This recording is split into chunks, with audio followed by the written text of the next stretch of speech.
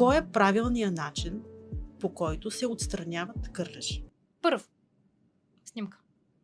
Това го разбрах. Второ, Да. купувате си пинсета с криво връхче. Изглежда ето така. Нали, пинсетата. Хубава здраве. Второ, купувате си лупа, защото ларвите и нимфите на кърлежите са много малки, до 1-2 мм.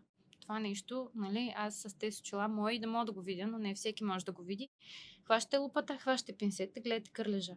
Ако човека отдолу, пациента много самята, хващате втори човек да го хваща този пациент, нали, да не го мърда. Така, гледате се опитате кърлежа.